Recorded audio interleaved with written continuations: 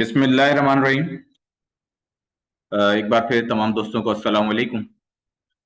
मेरा नाम कामरान खान गौरी है। ज़्यादातर दोस्त जानते हैं, पहचानते हैं, मुलाकातें रही हैं, कुछ नए लोग भी होंगे, तो आज उनसे भी तारुफ हो जाएगा।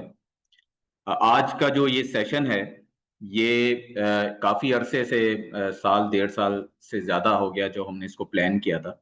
और इसका बुनियादी मकसद ये था कि लोगों को जोड़ा जाए और उन इंडस्ट्रीज को जिनके ऊपर हमने साल साल रिसर्च की है, ना सिर्फ हमने बल्कि हमारे साथ और भी इदारे मौजूद हैं, जैसे Pakistan economic research and training centre है और इस तरह के इदारे हैं। उन्होंने जिन इंडस्ट्रीज के ऊपर मेहनत की है उनके ऊपर स्पेसिफिकली काम किया जाए और अपनी यूथ को स्पेसिफिकली उन इंडस्ट्री फोकस्ड करके उनको ना सिर्फ इक्विप किया जाए, उनकी प्रोडक्टिविटी को 3 टाइम 5 टाइम बढ़ाया जाए, लेकिन इसके साथ साथ उनको इंस्टेंट इनकम अपॉर्चुनिटीज भी दी जाए ताकि उनका जो इनकम पोटेंशियल है वो भी 3 टाइम 5 टाइम बढ़ सके। तो इसके अंदर हमारे पास डिफरेंट इंडस्ट्रीज हैं जिसके ऊपर हम ये सीरीज चलाएंगे। जो सबसे ज्यादा जो आज का पहला सेशन है, डेफिनेटली वो जो सबसे ज्यादा लुक्रेटिव इंडस्ट्री है जिसके बारे में आज आप जानेंगे, वो रियल एस्टेट से मुताल्लिक है।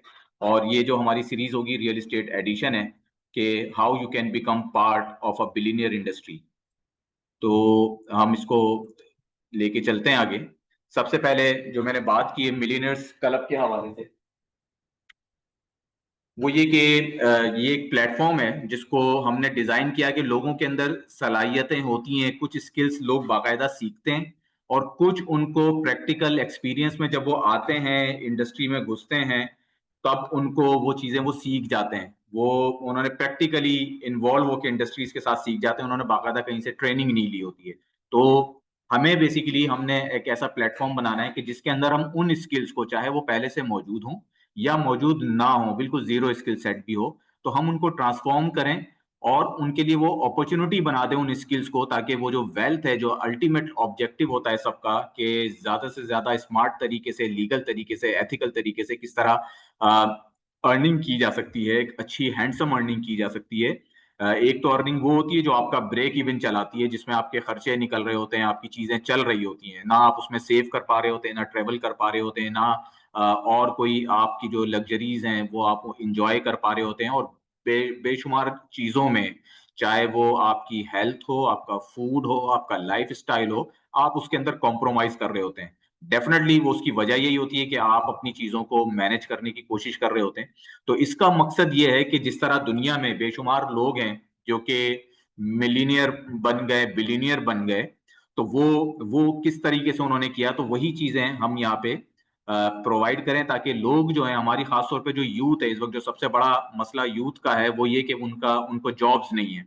अच्छा, जॉब्स के हमारे पास कोई ऐसी इंडस्ट्रीज भी नहीं है कि जहां पे बहुत ज्यादा हमारे पास कोई ब्रांड्स हों, चीजें हों। हमारे पास ज्यादातर जो हमारी इकोनॉमी है वो बेसिकली, पहले हम कहते थे कि वो जो है रॉ मटेरियल की एक इकोनॉमी है कि हम बस चीजों को लेते हैं, कंटेनर में डालते हैं, भरते हैं और दुनिया भर को हम एक्सपोर्ट कर देते हैं। लेकिन हम बेसिकली रॉ मटेरियल इकोनॉमी भी नहीं है, इसलिए कि हम उसकी भी कोई वैल्यू एडिशन नहीं करते। हम तो बेसिकली लेबर इकोनॉमी है, चाहे वो हमारे नौजवान हों जो कि फ्रीलांस काम कर रहे हैं, चाहे वो ग्राफिक डिजाइनिंग का कर रहे हो, फाइवर पे कर रहे हो, कहीं पे भी कर रहे हो, वो सारे लेबर दे रहे हैं और लेबर जो है वो बहुत सस्ते रेट पे दे रहे हैं। और वो सिर्फ जो बेनिफिट ले रहे हैं वो डॉलर की कन्वर्जन का ले रहे हैं। तो ये एक हकीकत है। तो हम बेसिकली ये चाहते हैं कि जो यूथ है उनको रियल पोटेंशियल पे लेके जाएं, चाहे वो डॉलर्स में भी अर्न कर रहे हो तो वो 3x और 5x मल्टीप्लाई करके उसको अर्न करें। जो उनका स्किल सेट है, जो उनका पोटेंशियल है, उसको भी इनहेंस किया जाए और लॉजिकल थिंकिंग के जरिए वो फैक्टर्स बता दिए जाएं। हम हाथ पकड़ के किसी को किसी की मंजिल पे नहीं पहुंचा सकते, गाइड इस तरह नहीं कर सकते। हम बेसिकली वो फैक्टर्स बता देंगे कि वो कौन सी लॉजिक्स होती हैं, वो कौन से पैरामीटर्स होते हैं जिनको लेके आप किसी भी वक्त टाइम को देख के, फैक्टर्स को देख के, फीचर्स को देख के आप डिसीजन लेते हैं और उसके बाद किस तरीके से काम करना होता है वो काम आप करते हैं और उसका रिजल्ट आता है। डेफिनेटली इसके अंदर हर बंदे के लिए अपॉर्चुनिटी की एक्सेसिबिलिटी नहीं होती। तो मिलीनियर्स क्लब के अंदर जो दूसरा पार्ट है वो बेसिकली ये है कि लोगों को ना सिर्फ स्किल्स सिखाई जाए, बल्कि उसके साथ साथ उनको इनकम अपॉर्चुनिटीज भी दी जाए, वो प्लेटफॉर्म भी दिए जाए, वो प्रोजेक्ट्स भी दिए जाएं जिसके अंदर वो फौरी तौर पे इन्वॉल्व हों और सब एक दूसरे का हाथ थाम के मिलके काम करें और सब एक दूसरे को बेनिफिट दे रहे हों। इसमें अगर हम इंडस्ट्रीज की बात करें तो जो डिफरेंट इंडस्ट्री एडिशंस जो आगे फ्यूचर में आएंगे, जो सबसे पहले अभी करंट एडिशन है जिसका ये पूरी सीरीज चलेगी, डेफिनेटली ये एक दिन के अंदर हम इसको कवर नहीं कर सकते। इसके 4 5 6 सेशंस होंगे, रिपीट सेशंस भी होंगे, फॉलो अप सेशंस भी होंगे। तो उसमें रियल इस्टेट का एडिशन है हमारा, जो कि करंट एडिशन है। इसके अंदर हम ट्रेनिंग भी देंगे और आपको प्रोजेक्ट्स भी देंगे, प्लेटफॉर्म भी देंगे जिसके अंदर आपके लिए इंस्टेंट इनकम अपॉर्चुनिटीज हैं। और अगेन वो इनकम अपॉर्चुनिटीज को भी हम आगे फ्यूचर में डिस्कस करेंगे कि वो आप 3x और 5x कैसे कर सकते हैं। इसके बाद जो सेकंड चीज है जो हम अगला एडिशन लेके आएंगे, वो बहुत ही इस वक्त दुनिया में जो फूड क्राइसिस के हवाले से है, वो एग्रीप्रेन्योरशिप का है कि ऐसी एंटरप्रेन्योरशिप जिसके अंदर एग्रीकल्चर से रिलेटेड हो। डेफिनेटली ये एक बड़ा काम होता है, इसके अंदर हाई यील्ड वेंचर्स होते हैं, इन्वेस्टमेंट बहुत ज्यादा चाहिए होती है। तो हमारे पास पीछे इसके लिए भी अगेन एक्सपर्ट टीम्स हैं जो इस वक्त पाकिस्तान के अंदर ज़राअत के शोबे में बहुत ही इनोवेटिव तरीके से काम कर रही है और उनके पास कई प्रोजेक्ट्स हैं। उन प्रोजेक्ट्स के अंदर हम नौजवानों को कैसे इन्वॉल्व कर सकते हैं, हम अपने एंटरप्रेन्योर्स को कैसे लेके जा सकते हैं जिसके अंदर उनको ज्यादा या इन्वेस्टमेंट भी ना करनी पड़े और वो इससे अर्न कर सकते हैं। तो ये हमारा बहुत जल्द, इस जब रियल इस्टेट होगा तो इसके बाद ही आएगा। इसके बाद डिजिटल बिजनेस एडिशन है जो कि हमारा फ्यूचर एडिशन है। ये भी टिपिकल ई कॉमर्स नहीं है जो दुनिया में आपका ई कॉमर्स चल रहा है या पाकिस्तान में चल रहा है। अगेन इसके अंदर भी इस इंडस्ट्री में किस चीज का गैप है और हम उसको कैसे फिल कर सकते हैं, हम कैसे उसमें से मैक्सिमम निकाल सकते हैं। इसलिए कि ट्रेडिशनल ई कॉमर्स के अंदर आप जाएंगे तो वहां पे ना तो मार्जिन है और इतनी ज्यादा सैचुरेशन है कि आप नहीं कर सकते। अगेन जब हम इस इंडस्ट्री पे बात करेंगे तो हम इसके उन्हीं गैप्स पे बात भी करेंगे और आपको गाइड भी करेंगे और आपको इसके साथ अपॉर्चुनिटीज, प्लेटफॉर्म चाहे वो प्रोडक्ट्स के हवाले से हों या अपॉर्चुनिटीज के हवाले से, वो देंगे। इसके बाद जो सबसे बड़ा मसला है दुनिया का और आज कल तो बिल्कुल न्यूज के अंदर टॉप है, वो ग्रीन एनर्जी एंड सस्टेनेबिलिटी का है। यानी कि जो इस वक्त दुनिया का सबसे बड़ा मसला है वो बेसिकली उनकी इको टेक्नोलॉजी है कि ऐसी टेक्नोलॉजी, यानी कि इको तो चल ही रहा था, अब इसके अंदर टेक्नोलॉजी की इंटीग्रेशन है कि वो ऑटोमेटिकली एआई बेस्ड हो जाए, चीजें हो जाएं। फिर वेस्ट मैनेजमेंट है, इसको आप कैसे कंट्रोल कर सकते हैं। और एक नई मार्केट है इस वक्त, बिल्कुल एक नई इमर्जिंग चीज है जो आज से अगर मैं इसको आपको मिसाल दूं तो वो क्रिप्टो करेंसी की है। कि अगर हम बात करें 2006 2007 2008 की, के उस जमाने में किसी को अगर बिटकॉइन का या किसी क्रिप्टो करेंसी का जिक्र किया जाता तो उसको बिल्कुल भी इस चीज का नहीं पता था, लेकिन आज सब ये कहते हैं कि काश इसके ऊपर काम कर लिया होता। तो अगली जो आपके पास समझ लें कि एक नई इमर्जिंग इंडस्ट्री है या नई चीज आ रही है, वो कार्बन क्रेडिट्स हैं, जो उससे भी ज्यादा मुश्किल है आगे फ्यूचर में इनको हासिल करना। तो इस वक्त जो लोग इसके अंदर इन्वॉल्व हो जाएंगे, जो इन एक्टिविटीज को करेंगे, चीजें करेंगे और जो ये कार्बन क्रेडिट्स अपने पास इस इंडस्ट्री के अंदर आ जाएंगे, वो समझ लेंगे फ्यूचर के वही लोग होंगे जिन्होंने जिस तरह बिटकॉइन उठा लिया है, कोई और चीज उठा ली। तो ये वो सारी इंडस्ट्रीज हैं, हाई एंड इंडस्ट्रीज जिनको हम कहते हैं, कि जिसकी बहुत ज्यादा डिमांड है और इसके अंदर कहीं कोई तफरीक नहीं है। चाहे आप यूएस की बात करें, आप अफ्रीका की बात करें, आप ऑस्ट्रेलिया की बात करें, चाइना की बात करें, एशिया की बात करें, कहीं पे भी बात करें, ये वो इंडस्ट्रीज हैं जिसके ऊपर इस वक्त दुनिया काम कर रही है। अब आ जाते हैं कि आज हम रियल इस्टेट के का जो ओवरव्यू है वो क्या लेंगे। ये बेसिकली रियल इस्टेट खाली एक इंडस्ट्री नहीं है, ये $400 प्लस ट्रिलियन की ग्लोबल इंडस्ट्री है जो कि मिलियंस ऑफ मिलियंस के हिसाब से पूरी दुनिया में मिलियनर्स बनाए। और आप कहीं पे भी, इवन इन पाकिस्तान अगर आप देखें तो आपको बेशुमार ऐसे लोग नजर आएंगे जो शायद आज से 30 साल पहले, 40 साल पहले उनका इतना बड़ा पोर्टफोलियो नहीं था, लेकिन अगर उन्होंने अपना पोर्टफोलियो बनाया है तो वो रियल एस्टेट का बहुत बड़ा उसका उसके अंदर काम है। और उसके साथ डेफिनेटली जब उनके पास पैसा आया, इन्वेस्टमेंट आई, तो उन्होंने डिफरेंट और भी इंडस्ट्रीज के अंदर गए होंगे, लेकिन जो गेम चेंजर था उनके कैरियर में, उनकी लाइफ में, वो बेसिकली रियल एस्टेट था। तो ये वो इंडस्ट्री है जो डेली बेसिस पे मिलीनियर्स को बिलीनियर बना देती है। और इवन अगर आपके पास कोई जीरो एक्सपीरियंस भी है तो आप इसके अंदर जाते हैं तो आप ये कर सकते हैं। लेकिन बात यह है कि पहले वो मिलीनियर कैसे बनते हैं और आपको वो जो आपकी इंस्टिंक्ट है, जो आपको पता चलता है कि कहाँ पे किस टाइम इस मिलियनर की मैंने इन्वेस्टमेंट्स को खेलना है, किस तरीके से करना है, कहाँ से हाई प्रॉफिट निकलेगा, प्रॉफिट की वैल्यूएशन कैसे होती है, कहाँ पे मुझे इन्वेस्ट करना चाहिए, कहाँ नहीं करना चाहिए। जब ये स्मार्ट मूव्स आपको आ जाते हैं, तो वो फिर मिलियनियर को मिलियन से बिलियन के अंदर लेके जाना, वो कोई इतना बड़ा इशू नहीं होता। तो जितने भी बिलियनियर्स इसके अंदर बनते हैं, डेफिनेटली वो कोई एक्सीडेंट से नहीं बनते, हादसाती तौर पे नहीं बनते। वो उसके पीछे उन्होंने जो भी वेल्थ होती है, जो इनिशियल उन्होंने जो कैपिटल अपना गेन किया होता है, वो बेसिकली रियल एस्टेट से किया होता है। हमारे बेशुमार यहाँ पे दोस्त बैठे होंगे जिनका ताल्लुक कहीं न कहीं डायरेक्ट सेलिंग इंडस्ट्री से रहा होगा। हमने 20-25 साल पहले जो हमारे साथ लोग काम करते थे डायरेक्ट सेलिंग इंडस्ट्री में, अगेन वो बहुत ज़्यादा लुक्रेटिव इंडस्ट्री है जिसके अंदर बहुत कम वक़्त में बहुत अच्छी इनकम आपको आती है, आपके पास एक अच्छी खासी वेल्थ आ जाती है। वेल्थ आ भी जाती है और चली भी जाती है। लेकिन जिन लोगों ने, जिन दोस्तों ने हमारे आज से 10 साल पहले, 20 साल पहले अपनी उस इनकम को रियल एस्टेट के अंदर कन्वर्ट कर दिया था, एसेट्स में कन्वर्ट कर दिया था, कहीं पे उन्होंने इसको समझ लें कि जो हम उस ज़माने में कहते थे, वो ये कि इन्होंने अपने पैसे उठा के दफ़न कर दिए किसी जगह पे। आज वो इंडस्ट्री के टाइकून्स हैं। वो आज इंडस्ट्री को लीड कर रहे हैं पाकिस्तान में, और उन्होंने वो उस टाइमिंग के अंदर किया था, और आज जब उनके साथ हम बैठते हैं, कभी बात होती है, तो ये चीज़ उनको भी उस ज़माने में अंदाज़ा नहीं था कि ये चीज़ जो वो कर रहे हैं, चूँकि वो उनका रियल एस्टेट का कोई बैकग्राउंड नहीं था, कोई एक्सपीरियंस नहीं था।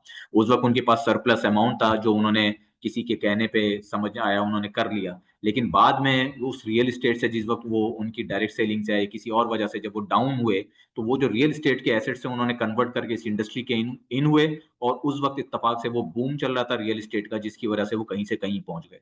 तो ये चीज़ बताने का मकसद ये है कि ये आप भी कर सकते हैं, और अगर हम इसको प्लानिंग के साथ एज़ अ टीम वर्क करें, इसलिए कि जो काम उन्होंने किया था वो अकेले किया था रियल एस्टेट के अंदर, लेकिन रियल एस्टेट के अंदर as a team, as a पूरा हम एक साथ काम करें, तो डेफ़िनिटली हम बहुत बेहतर कर सकते हैं।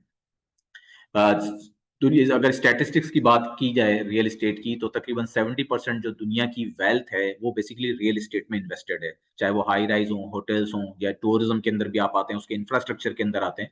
तो ओवर द 70% जो दुनिया की दौलत है, वो बेसिकली रियल एस्टेट के अंदर ही है। और इमर्जिंग जो इस वक़्त ट्रेंड्स हैं, अगर हम ग्लोबली बात करें, तो अब दुनिया जो है वो बेसिकली स्मार्ट सिटीज़ पे जा रही है। यानी कि अब वो उसको एआई बेस्ड कर रहे हैं, उसको ग्रीन की तरफ लेके जा रहे हैं, बिल्डिंग्स आ रही हैं, अब बिल्डिंग्स की सर्टिफ़िकेशंस भी आ रही हैं। तो जब आप रियल एस्टेट के अंदर आते हैं और आप ये देखते हैं कि आज अगर हम रियल एस्टेट में एंटर हो रहे हैं, या ऑलरेडी आप रियल एस्टेट के अंदर हैं पिछले 8-10 साल से, 20 साल से, और आप ये समझते हैं कि आप रियल एस्टेट के अंदर बहुत अच्छा कर रहे हैं, तो अगेन ये बात समझना बहुत ज़रूरी है कि अगर हमने बदलते हुए रुझानात के ऊपर नज़र नहीं रखी, उन ट्रेंड्स को हमने नहीं देखा जो दुनिया में इस वक़्त रोनुमा हो रहे हैं, तो हम बेसिकली पीछे रह जाएँगे, हमें ये इंडस्ट्री वाइप आउट कर देगी। नए आने वाले यंगस्टर्स हमारी जगह ले लेंगे और वो हमसे बहुत अच्छा कर लेंगे। इसलिए कि उन्होंने उन चीज़ों को पकड़ लिया होगा जो तब्दीली आ रही थी और जो दुनिया जिस पे काम कर रही थी। तो यहाँ पे जुड़ने का, इस क्लब में जुड़ने का मकसद ही यही है। यहाँ से आपको वही चीज़ें मिलेंगी जो दुनिया भर में इस वक़्त ट्रेंडिंग हैं, या आने वाले वक़्तों में दुनिया में लोग उसके ऊपर काम कर रहे हैं। अगर उसी के साथ-साथ हम भी उन चीज़ों को ग्रिप कर लेंगे, पकड़ लेंगे, तो हम उन लोगों में शामिल हो जाएँगे जो इस इंडस्ट्री को आने वाले वक़्तों में लीड कर रहे होंगे।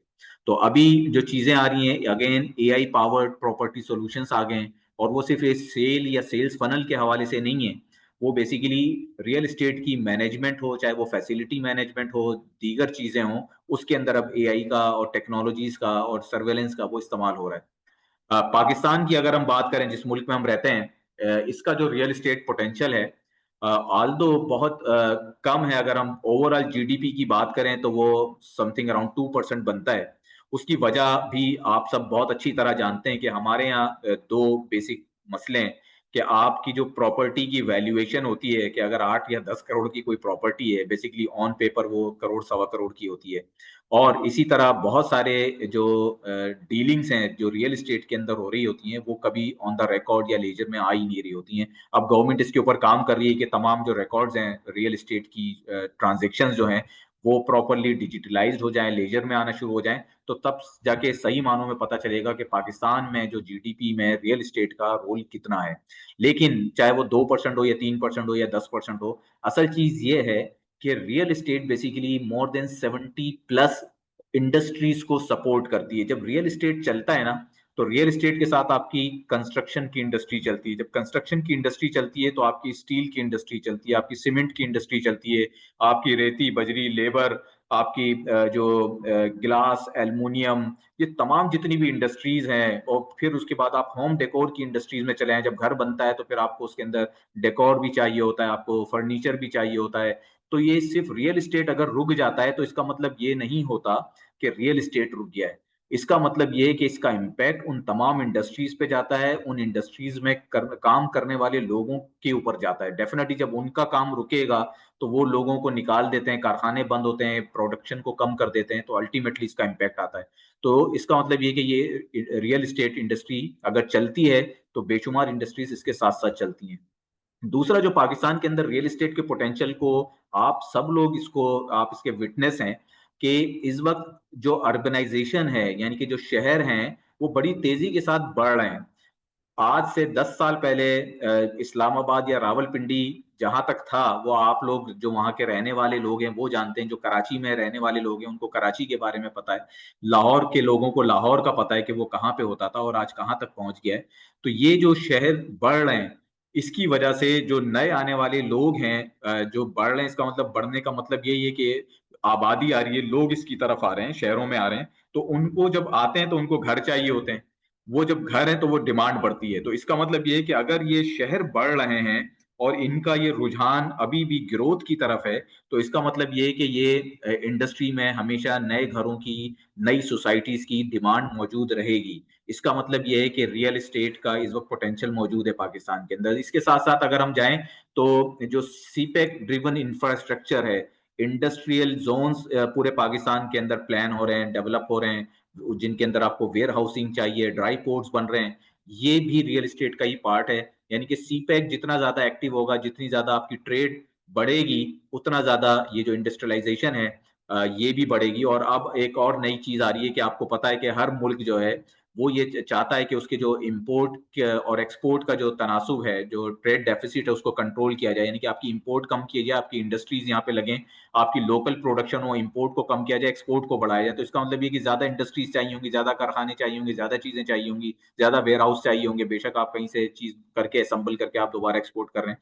तो ये सारी चीजें, इसके साथ साथ जो बड़ा रेमिटेंस आता है अराउंड 29 अरब का, जो ओवरसीज पाकिस्तानी पाकिस्तान में भेजते हैं, उसका भी ज्यादा जो पार्ट है, पोर्शन है, वो बेसिकली रियल एस्टेट के अंदर ही इन्वेस्ट होता है। पाकिस्तान की अगर हम ये बात करें कि अर्बन एक्सपेंशन की, यहाँ पे जो बात हो रही है इसके अंदर जो सारी चीज, इसको बताने का मकसद ये है कि जब हम रियल एस्टेट इंडस्ट्री की बात करें, हम किसी भी इंडस्ट्री की जब बात करेंगे, हम बेसिकली फैक्टर्स देखेंगे।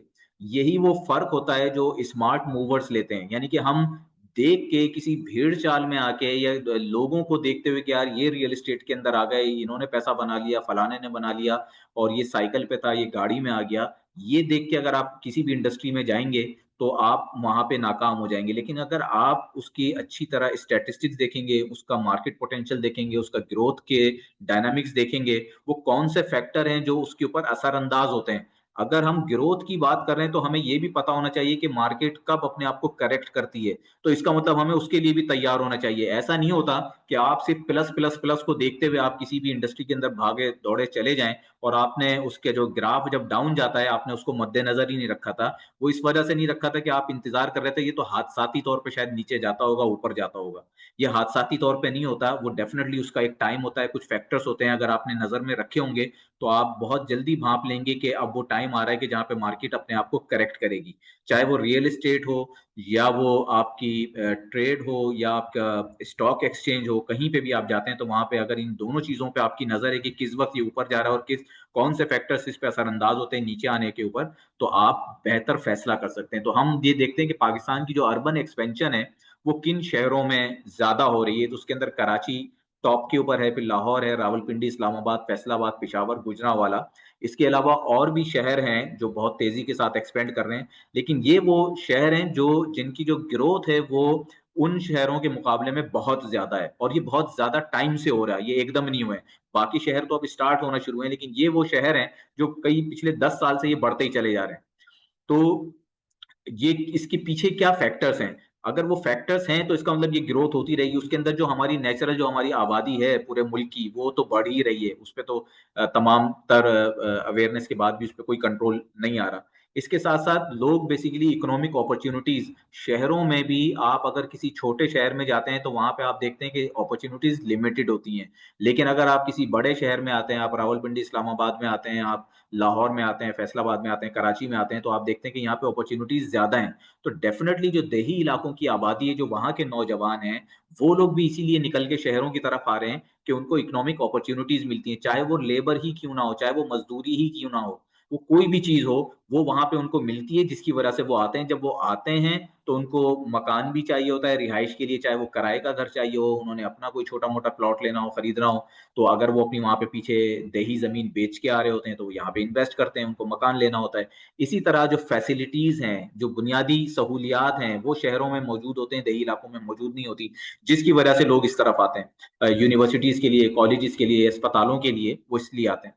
फिर जो असल चीज़ है, वो फिर आता है आपके पास कि जो कॉन्फ्लिक्ट्स हैं, इनसिक्योरिटीज़ हैं, नेचुरल डिज़ास्टर्स हैं। अब ये सैलाब अगर आया है, तो इसमें जो लोग बेघर हुए होंगे, जिनकी ज़मीनें खराब हो गई, उनको पता है कि अब ये यहाँ पे हर साल का ये रहेगा, या तो पानी मिलता नहीं है और जब मिलता है तो इतना ज़्यादा मिलता है कि वो भी तबाहकारी लेके आता है। तो ये वो सारी चीज़ें होती हैं कि लोग उससे तंग आके वो बेच-बाच के निकल के शहरों की तरफ आ जाते हैं।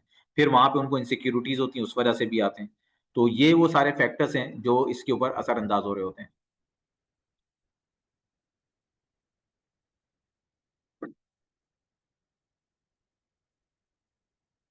1 मिनट। फिर इसके साथ-साथ जो चैलेंजेज़ हैं, अगर हम ये देखें कि जो इंडस्ट्रीज़ हैं जो हमने अभी ज़िक्र किया था रियल एस्टेट की, उसके अंदर कंस्ट्रक्शन एंड बिल्डिंग मटीरियल्स है, फर्नीचर एंड इंटीरियर्स है, टेक्नोलॉजी और स्मार्ट होम्स, चूँकि अभी ट्रेंड आ रहा है, अभी हमने डिस्कस किया था, तो ये हैं। बैंकिंग एंड फाइनेंस, यानी कि बैंक्स तक बेसिकली बैठ जाते हैं कि अगर रियल एस्टेट स्लो होता है। फिर टूरिज़्म और hospitality, hotels, resorts, short term rentals, ये सारी चीज़ें भी इसी इंडस्ट्री से चल रही होती हैं। फिर बात करते हैं चैलेंजेस से। ये तो बात हो गई कि ठीक है, ये ग्रोथ भी हो रही है, सब चीज़ें हो रही हैं। लेकिन इसके साथ-साथ चैलेंज क्या है? चैलेंज ये है कि जब रियल एस्टेट बढ़ता है तो इसमें जो मसले आते हैं वो बेसिकली जो चैलेंजेस होते हैं रियल एस्टेट की मार्केट में, जो लोग ऑलरेडी इस पे काम कर रहे हैं, पहले इसके ऊपर बात करते हैं कि अगर ये इतनी अच्छी इंडस्ट्री है, इसके अंदर इतने इतना पैसा भी, ये चीज़ें हैं, तो फिर जो रियल एस्टेट के अंदर लोग काम कर रहे हैं या इस इंडस्ट्री के बारे में परसेप्शन लोगों का क्या है? वो डेफ़िनेटली कोई ढकी-छुपी बात नहीं है कि रियल एस्टेट के अंदर जो लोग काम कर रहे हैं, उनको कोई अच्छी नज़र से या अच्छी उसके अंदर नहीं देखा जाता। उसकी वजह ये है कि इसके अंदर जो लोग आते हैं, रियल एस्टेट कहीं पढ़ाई नहीं जाती। आपको कोई यूनिवर्सिटी या कोई कॉलेज या कहीं डिप्लोमा आप नहीं देखेंगे कि जहाँ पे आपको ये बताया जाए कि रियल एस्टेट ऐसे करते हैं, इसके अंदर ये चीज़ें होती हैं, इसकी डॉक्यूमेंटेशन ऐसे होती है। डॉक्यूमेंटेशन भी आप जब इस फ़ील्ड में होते हैं, तो आपको पता चल जाता है कि ये कागज़ात इस तरह ये चाहिए होते हैं, मकान खरीदते वक़्त ये चाहिए होता है, ये लीज़ होती है, ये चीज़ें होती हैं, ये आपको समझ में आ जाता है। लेकिन जो ओवरऑल प्रोफ़ेशनल ट्रेनिंग है कि डायनामिक्स क्या होते हैं, इस इंडस्ट्री में कैसे करते हैं, कौन से प्रोजेक्ट को देखा जाता है, उसके फीचर्स क्या होते हैं, वैल्यू जो लैंड की है, वो जो एप्रिसिएशन होती है, जो उसके अंदर उसकी ग्रोथ होती है कीमत की या मुनाफ़े की, वो किन पैरामीटर्स पे होती है, वो कहाँ पे मौजूद है, ये वो सारी चीज़ें होती हैं, इसकी ट्रेनिंग ही नहीं होती है। इसके साथ-साथ उनको उनको सेल्स एंड मार्केटिंग की ट्रेनिंग भी नहीं होती है। ये भी हमारे पास एक तो रियल एस्टेट की नहीं होती है। फिर रियल एस्टेट के अंदर जो सबसे ज़्यादा काम है, जो कि ज़्यादातर एजेंट्स कर रहे होते हैं, वो बेसिकली सेल्स एंड मार्केटिंग ही होती है। तो सेल्स एंड मार्केटिंग की भी कोई ट्रेनिंग नहीं होती, जिसको कोई काम नहीं मिलता, वो बेसिकली मजबूरन सेल्स के अंदर आ जाता है। इसलिए कि सेल्स के अंदर एम्प्लॉयर को देना नहीं पड़ता, उसको पता है कि जब ये कोई चीज़ बेच के पैसे लेके आएगा, मैंने उस पैसे में से ही इसको कमीशन देना है, ये जो चीज़ें देनी है।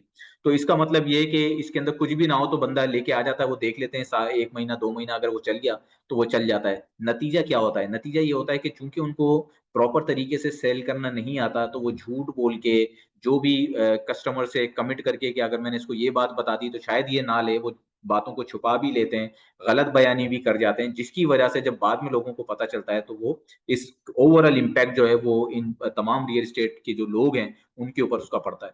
फिर इसके अंदर जो लिमिटेड स्किल्स एंड एक्सपर्टीज़ हैं, जो मार्केटिंग स्किल्स हैं, वो प्रॉपर नहीं आती हैं, प्रॉपर्टी की जो इवैल्यूएशन है, वो उनको नहीं आता, यानी कि वो एज़ अ कंसल्टेंट भी काम नहीं कर रहे होते हैं। वो बेसिकली लिया, बेच दिया, अपना जो उनको कमीशन मिल रहा होता है, उसके चक्कर में वो चाहते हैं कि बस ये बड़ी जो डील हो जाए, इसमें से मेरा जो चंक है वो मुझे बस मिल जाए, और इसके ऊपर वो बेसिकली काम कर रहे होते हैं। लेकिन एक्चुअल जो कंसल्टेंसी होती है कि कोई अगर आपसे मशवरा ले कि मुझे प्रॉपर्टी को मुझे कहाँ लेना चाहिए, मैं कराची में लेना चाह रहा हूँ या इस्लामाबाद में लेना चाह रहा हूँ, तो इस्लामाबाद में मुझे कहाँ लेना चाहिए, और वो जो वैल्यू है वो डेफिनेटली जिसके पास जो प्रोजेक्ट होगा, जिसके पास जो चीज होगी, या जिसका जहाँ पे कोई कमीशन की बात हुई होगी, वो बेसिकली उस तरफ रिकमेंड कर देता है।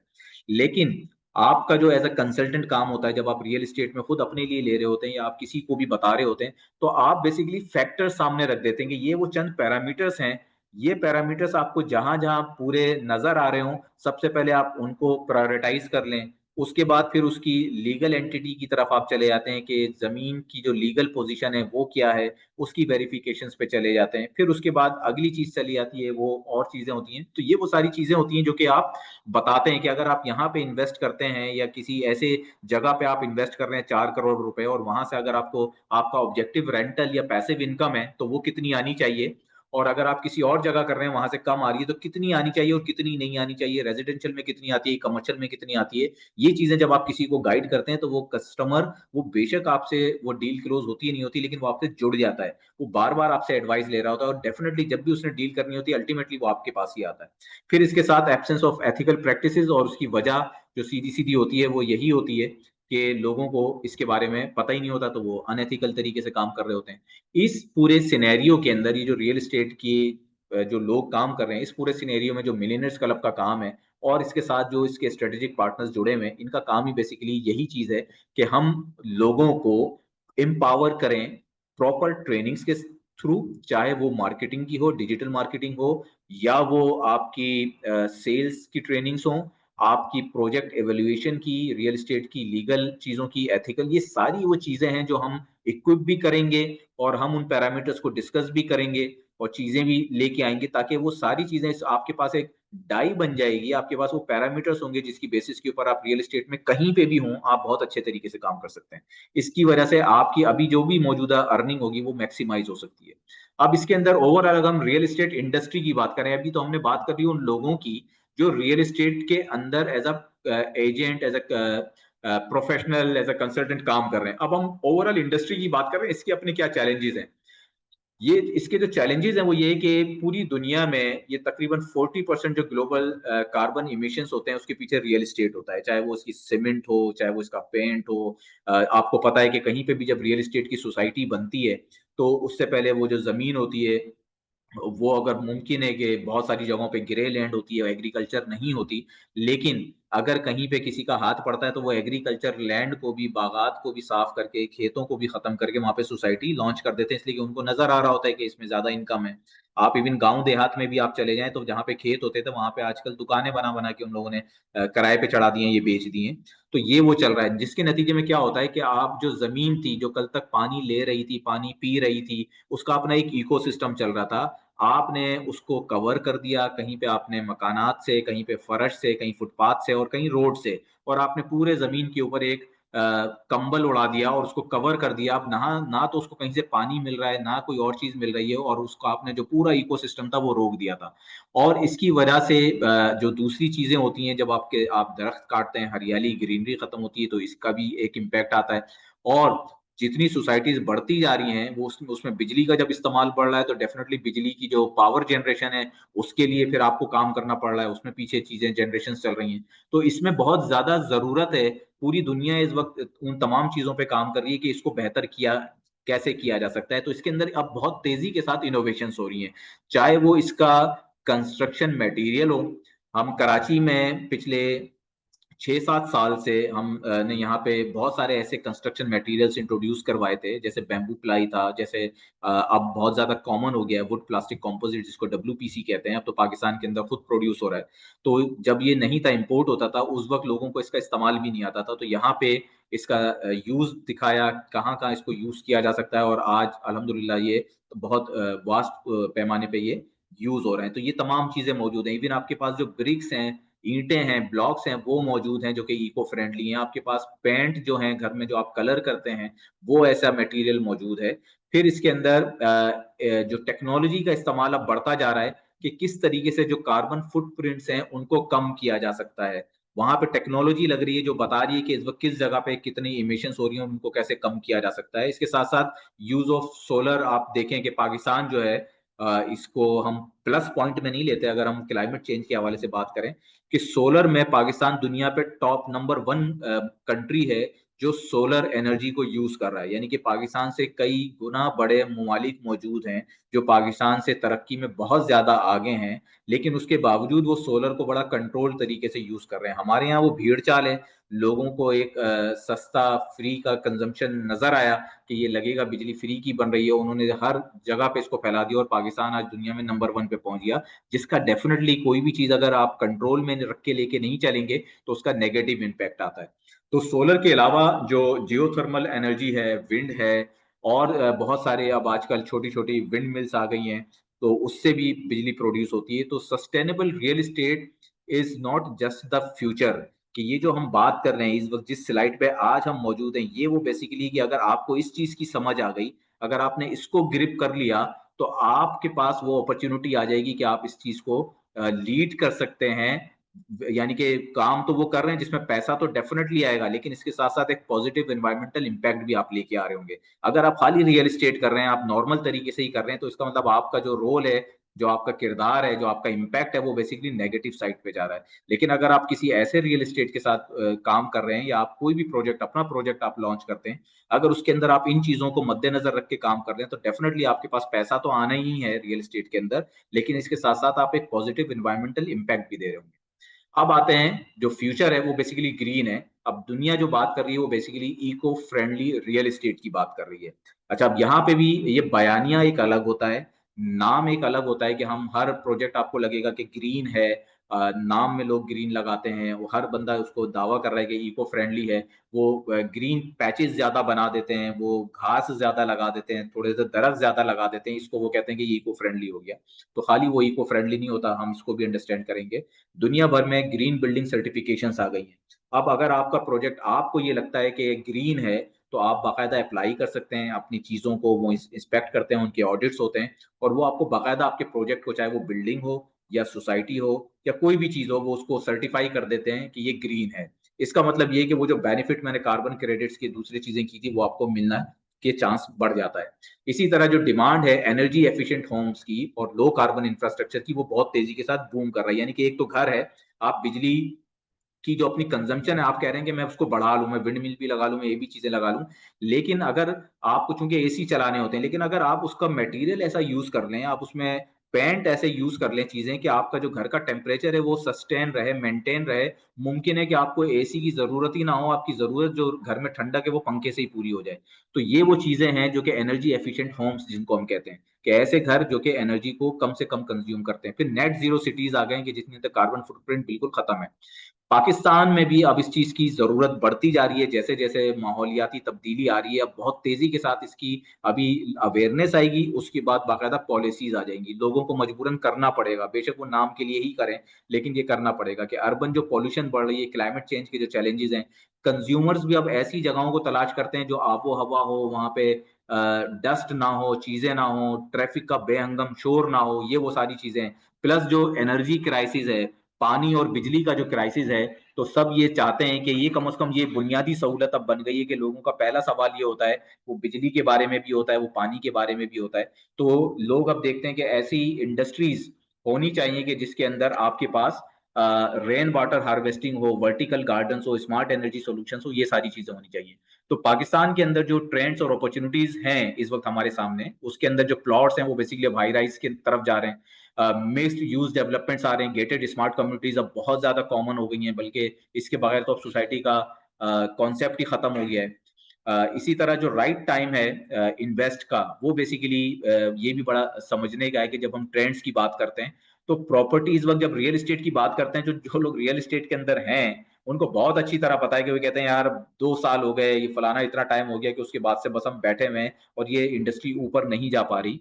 तो वो बेसिकली इसके अंदर बहुत सारे फैक्टर्स होते हैं, पॉलिसीज होती हैं, चीजें होती हैं, और कभी कभार करेक्शन फेजेस भी होते हैं कि खुद रियल एस्टेट के लोग जो हैं वो वैल्यू एक्चुअल इतनी नहीं होती जितनी वो ऊपर ले जाते हैं। नतीजा क्या होता है कि जो एक्चुअल वैल्यू वाली चीजें होती हैं वो तो एक लिमिट होती है ना, उससे ऊपर तो नहीं आएंगी। कोई अगर 20 करोड़ का प्लॉट है वो 1 अरब पे तो नहीं जाएगा। अगर इस उस रेंज पे जाता है तो लोगों के लिए ऑप्शन खुल जाते हैं कि यार मैं दुबई में जाके इन्वेस्ट कर लेता हूँ, मैं यूके में प्रॉपर्टी ले लेता हूँ, ऑस्ट्रेलिया में ले लेता हूँ, तो डेफिनेटली वो वहां पे उनको स्टॉप करना है। लेकिन वो सोसाइटीज, वो प्रोजेक्ट्स जिनके पास ना तो वैसा इंफ्रास्ट्रक्चर है ना कोई और चीज मौजूद है, वो बिल्कुल उनके मुंह पे पहुंच जाते हैं। तो डेफिनेटली फिर करेक्शन चाहिए होता है, फिर नीचे लेके जाना पड़ता है। वो फिर वो चाहे पाकिस्तान हो या वो फिर दुबई हो या दुनिया की कोई भी मार्केट हो, वो हर जगह पे फिर यही चीज होती है।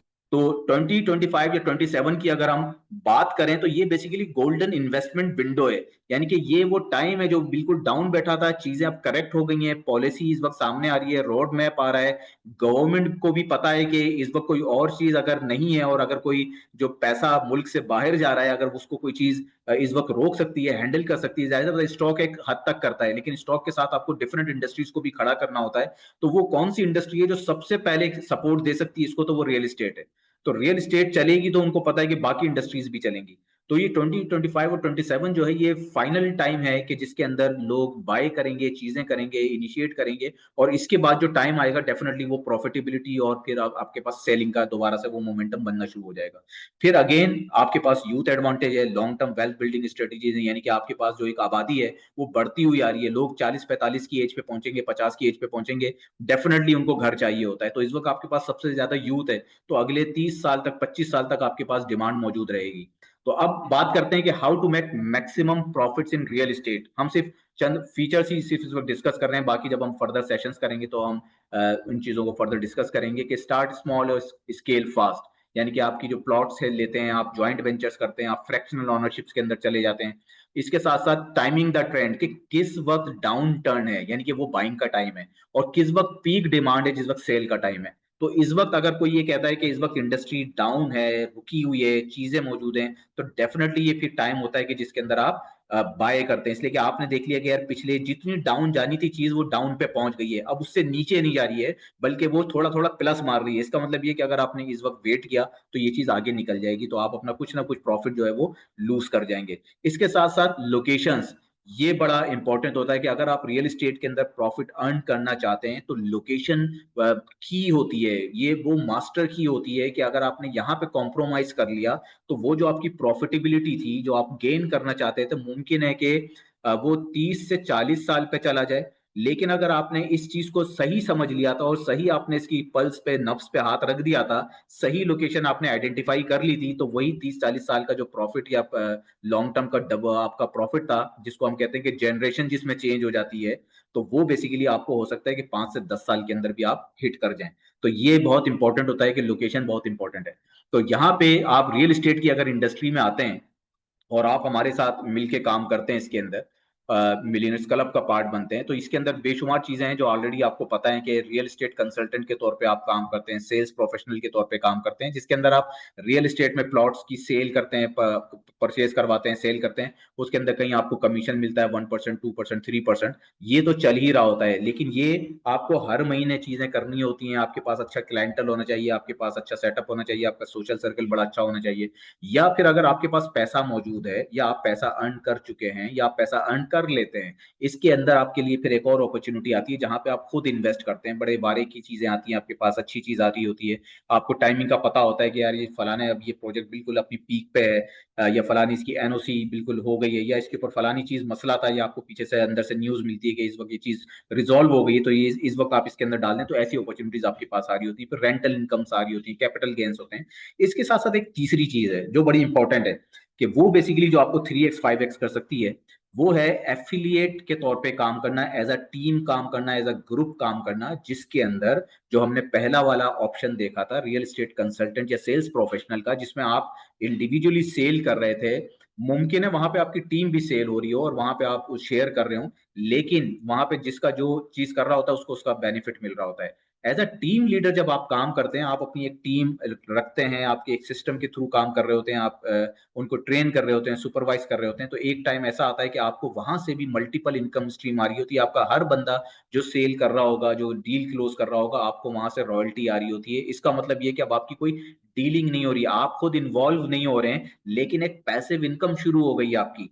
तो ये वो पार्ट होता है कि जिसमें आप बहुत तेजी के साथ वो जो सफर रियल एस्टेट कंसल्टेंट का था, जो आप 8-10 साल में कोई चीज करते, या आपको कोई बीच में बड़ा सौदा आपके हाथ लग जाता तो आपकी लाइफ चेंज होती, ये वो चीज है जो आप साल, 1.5 साल, 2 साल के अंदर as a team lead real estate के अंदर आप काम कर सकते हैं और आप उस जगह पे पहुंच सकते हैं। तो ये बहुत इंपॉर्टेंट चीज है, इसके ऊपर इंशाल्लाह नेक्स्ट सेशन के अंदर हम डिटेल में बात करेंगे। अब आ जाते हैं यहाँ पे हम इसको के हाई पोटेंशियल रियल एस्टेट के जो प्रोजेक्ट्स हैं, इसको अगर हम देखें तो इसके अंदर जो सबसे इंपॉर्टेंट चीज होती है वो लोकेशन और एक्सेसिबिलिटी, कि उसकी रसाई, वहां तक पहुंचना कितना आसान है। और आज अगर वहां पे एक्सेसिबिलिटी है, तो अगले 10 साल में उस एक्सेसिबिलिटी जो रोड्स हैं वो कितने ज्यादा पॉपुलेटेड हो जाएंगे, ट्रैफिक होगा उसके ऊपर, ये भी हमने देखना होता है। फिर मार्केट डिमांड और टारगेट ऑडियंस इस वक्त हमारे पास क्या है, sustainability and eco friendly features को हम देखते हैं कि उस प्रोजेक्ट में मौजूद हैं या नहीं है, जो डेवलप उसको लोग कर रहे हैं उनकी क्रेडिबिलिटी क्या है। और इसके साथ साथ जो अभी हमने बात की थी कि दुनिया भर में जो ट्रेंड है वो स्मार्ट लिविंग और टेक्नोलॉजी का है, वो किस हद तक उसके अंदर इंटीग्रेटेड है।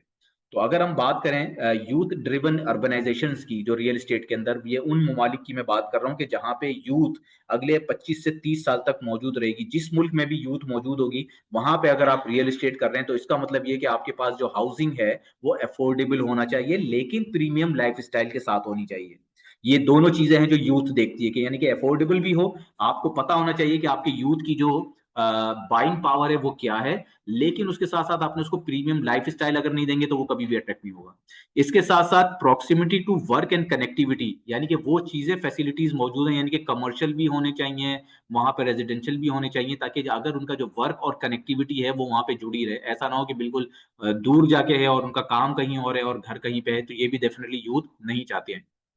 इसके साथ साथ लाइफ स्टाइल ओरिएंटेड कम्युनिटी होनी चाहिए, digital and smart living features होने चाहिए, और इसके साथ साथ वो ऐसी अपॉर्चुनिटीज भी देखते हैं जिसमें पैसिव इनकम भी हो, यानी कि कोई ऐसी लोकेशन हो जिसके अंदर आपने रेंटल आ रहा हो, या आपने रूम शेयरिंग हो, या एयरबीएनबी जैसी कोई फीचर आप अवेल करना चाहें, तो वो भी वहां पे वो लोग कर सकते हो। तो ये वो सारी चीजें हैं जो यूथ बेसिकली दुनिया भर में देख रही होती है जब वो प्रॉपर्टी वो देख रहे होते हैं। अब बात करते हैं अगर इन सारे फीचर्स की, तो इस वक्त जो हमारे साथ एक प्रोजेक्ट मौजूद है जिसको हम एक एग्जाम्पल के तौर पे कोट कर सकते हैं, ताकि आपको ये पता चल जाए कि ये अगर हम एक जगह पे बात करें तो वो क्या चीज हो सकती है। तो हमारे पास इस वक्त इको स्मार्ट मॉडल ब्लॉक है। जो चीजें अभी हमने डिस्कस की हैं, उनमें से कितनी चीजें, कितने चेक्स इसके ऊपर लग सकते हैं, उनको हम एक नजर देख लेते हैं। बाकी जिन लोगों ने आपको इनवाइट किया होगा, आज आप यहाँ पे बैठे होंगे, ऑलरेडी आपने प्रेजेंटेशन ली होगी, आपको बहुत अच्छी तरह पता है। इको स्मार्ट जो मॉडल ब्लॉक है, बेसिकली उसके अंदर सेंट्रल इको पार्क या ग्रीन जोन्स हैं। और यहाँ पे भी थोड़ा सा कॉन्सेप्ट ये पार्क का नहीं है, बेसिकली ये इको पार्क की बात हो रही है, जिसके अंदर बेशुमार चीजें, यहाँ पे दरख्त जो होंगे वो फलदार होंगे, यहाँ पे शायद घास इतनी ज्यादा ना हो, लेकिन दूसरी हेल्दी एक्टिविटीज यहाँ पे हो रही होंगी, नेचुरल हीलिंग एक्टिविटीज हो रही होंगी। यहाँ पे रेन हार्वेस्टिंग होगा, टेक्नोलॉजी होगा, पानी कब चाहिए कब नहीं चाहिए, कितना चाहिए, ये सारी चीजें थ्रू टेक्नोलॉजी मैनेज हो रही होंगी। इसके साथ साथ ग्रीन बफर्स होंगे, डेफिनेटली जहाँ कमर्शियल एरियाज होते हैं वहां पे आप बहुत ज्यादा ग्रीन चीजों को नहीं रख सकते, तो वहां पे जगह जगह ग्रीन बफर्स भी होंगे। और वहां पे पॉन्ड्स भी मौजूद होंगे, जो कि खूबसूरती तो दिखा रहे होंगे, लेकिन बेसिकली वो भी रेन हार्वेस्टिंग सिस्टम का यूनिट होंगे, जो कि वैसे पॉन्ड रहेंगे, लेकिन जब पानी बारिश की वजह से या किसी बरसाती रेले की वजह से अगर पानी उनके अंदर आएगा, तो वो बेसिकली उनका जो पानी है वो बेसिकली जमीन के अंदर जो उसके चैनल्स बने होंगे उसके अंदर जाना शुरू हो जाएगा, और वो जमीन को बेसिकली रिचार्ज करना शुरू कर देंगे। इसी तरह वहां पे हम देखते हैं कि जो इको स्मार्ट की अगर हम बात करें, तो यहाँ पे हमारे पास नेचुरल वाटर रिजर्व्स मौजूद है, जो कि बड़ा कुदरती तौर पे है, कि ये आपको नहीं मिलता कि पानी के अपने दो डैम्स मौजूद हों। फिर इसी तरह वेलनेस एंड रिहैब सेंटर्स की, हेल्थ फैसिलिटीज की, तो लोग बात करते हैं कि हॉस्पिटल्स मौजूद होंगे या ना होंगे, वो तो डेफिनेटली मौजूद है।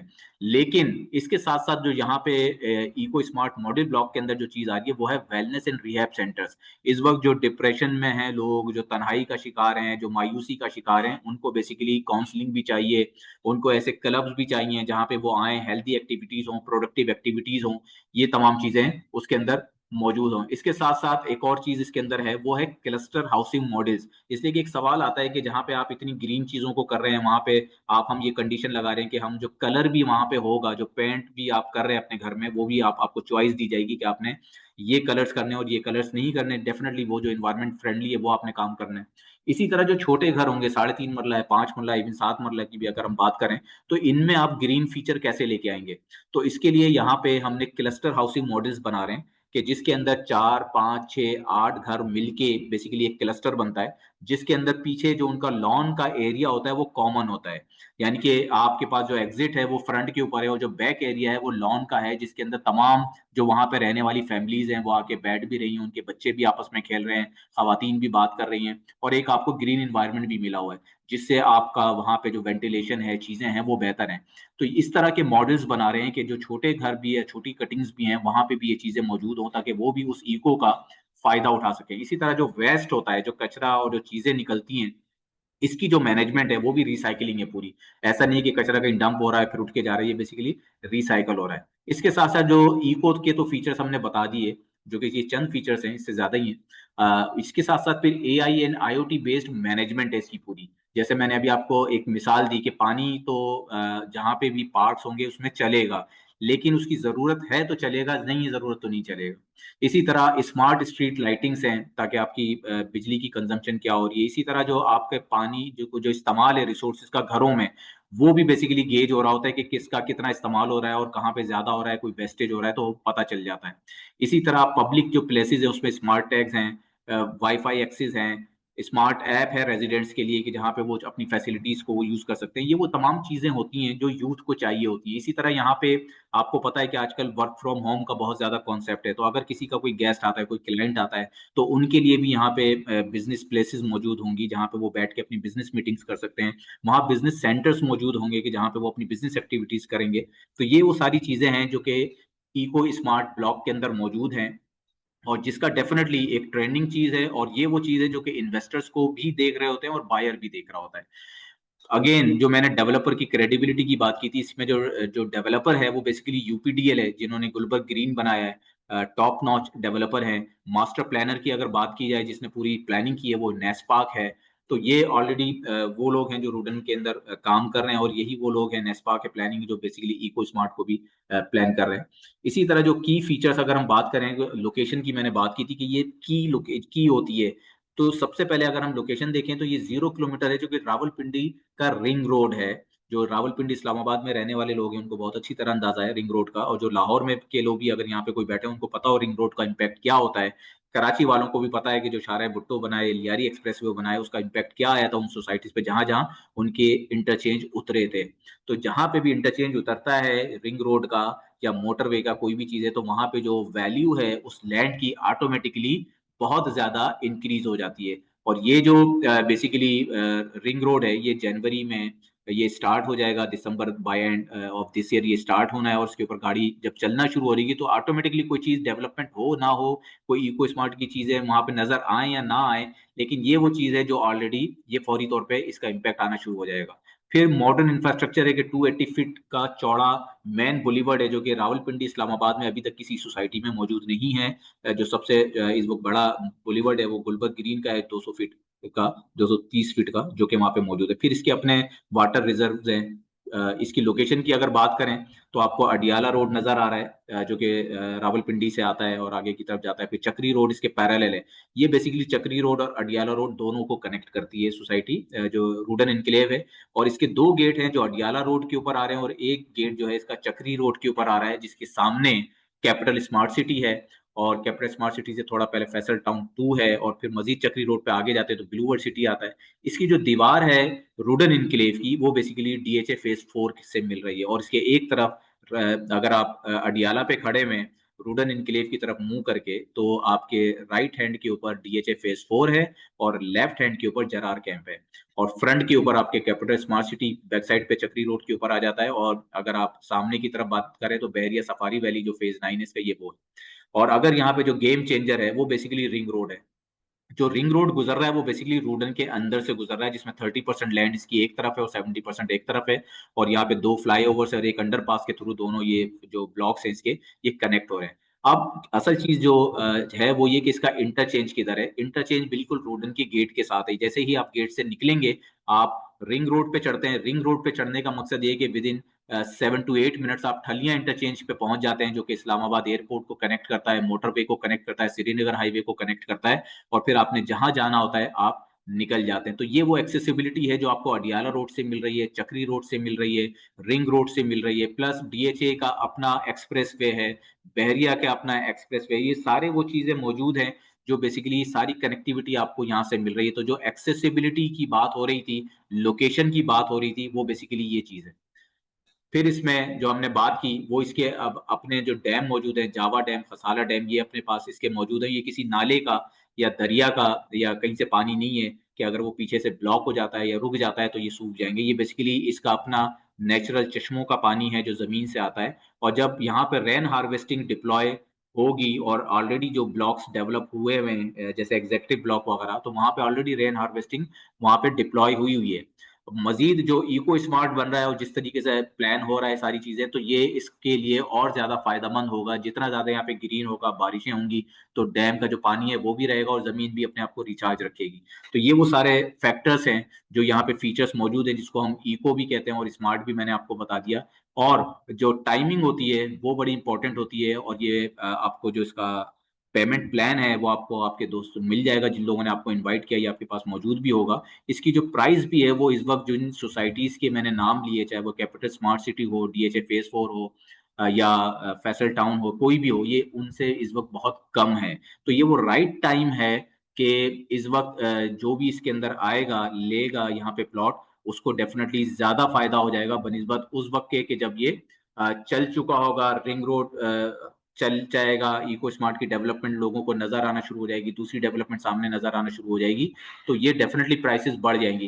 तो जो जिन लोगों ने अभी लिया होगा उनको ज्यादा फायदा हो जाएगा, जो लोग बाद में आएंगे डेफिनेटली फायदा तो उनको भी होगा, लेकिन उनको आगे फर्दर प्राइस उसके अंदर वैल्यूएशन में हो जाएगा। तो ये आप ले सकते हैं। और इसके लिए सबसे पहले ये कि जिन लोगों ने आपको इनवाइट किया, अगर आप ऑलरेडी अर्थकॉन पे एज एफिलिएट आपने साइन अप किया हुआ है तो आप अच्छी बात है, आप अपनी ज्यादा से ज्यादा टीम को साइन अप करवाएं। और अगर आपने नहीं किया वो साइन अप, तो जिन लोगों ने आज आपको यहाँ पे इस वेबिनार पे इनवाइट किया है, आप उनसे लाजमी लिंक ले लें ताकि आप इसका पार्ट बन जाएं, ताकि जो फर्दर हम अगले सेशन में नेक्स्ट फ्राइडे को 9:30 बजे जो हम बात करेंगे, वो basically as a team affiliate आप कम मिनिमम एफर्ट्स के साथ आप किस तरह मैक्सिमम आउटपुट ले सकते हैं बगैर अपने आप को बहुत ज्यादा इन्वॉल्व किए बगैर। तो एक टाइम आएगा कि आप किस तरह कम से कम वक्त के अंदर मिलीनियर या आप उन टारगेट्स को अपने अचीव कर सकते हैं। तो वो बेसिकली क्या चीज है, अर्थकॉन का जो टीम एफिलिएट सिस्टम है वो किस तरह सपोर्ट करता है। प्रोजेक्ट के हवाले से आपको मैंने बता दिया कि इको स्मार्ट और जितनी चीजें आज हमने रियल एस्टेट की यहाँ पे डिस्कस की हैं, आप अगर उन तमाम चीज़ों को रिकॉल करें और उसके बाद आप इस प्रोजेक्ट को देखें, इवेल्युएट करें, तो आपको बहुत सारे चेक बॉक्स आपके इसमें लग रहे होंगे कि ये भी है, ये भी। इसलिए कि इसके अंदर जो सड़कें भी बनेंगी इको स्मार्ट के अंदर, वो बेसिकली हम प्लास्टिक वेस्ट से बना रहे हैं। जो सड़कें जो 3.5 मरला या 5 मरले की स्ट्रीट्स होती हैं, उसके अंदर पेवर का यूज करेंगे ताकि वहां पे डामर या एसफॉल्ट हम यूज ना करें और पानी ज्यादा से ज्यादा जमीन के अंदर जाए।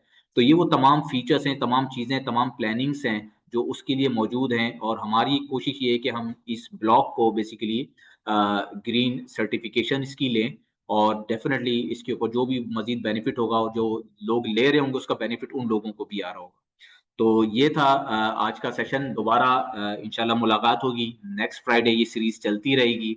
कुछ चीज़ें मैं डिस्कस करूंगा, कुछ मजीद लोग आएंगे जो रियल एस्टेट में एक्सपीरियंस्ड हैं, चाहे वो सेल्स के हों या एज अ बिल्डर है या डेवलपर काम कर रहे हों, वो लोग आएंगे, वो आप इस पे आपसे बात करेंगे। और इस तरह करके आपके पास वो तमाम चीज़ें इसके अंदर समअप हो जाएंगी जो आपको चाहिए। आपकी वो पोटेंशियल स्किल, प्लेटफॉर्म ऑलरेडी मौजूद है, प्रोजेक्ट्स ऑलरेडी मौजूद है, तमाम चीज़ें मौजूद है। सिर्फ हमने एज अ टीम अप जुड़ना है, चीज़ों को लाइन अप करना है और आगे मूव ऑन करना है। तो इसके साथ ही आज का जो हमारे सेशन है इसको क्लोज करते हैं। आप तमाम दोस्तों का आने का, सुनने का बेहद शुक्रिया। इंशाल्लाह दोबारा मुलाकात होती है नेक्स्ट फ्राइडे सेम टाइम पे। लिंक आपके पास आ जाएगा आपकी ईमेल के ऊपर। और दोबारा फिर इंशाल्लाह मुलाकात करते हैं। जज़ाकल्लाह, अस्सलाम वालेकुम।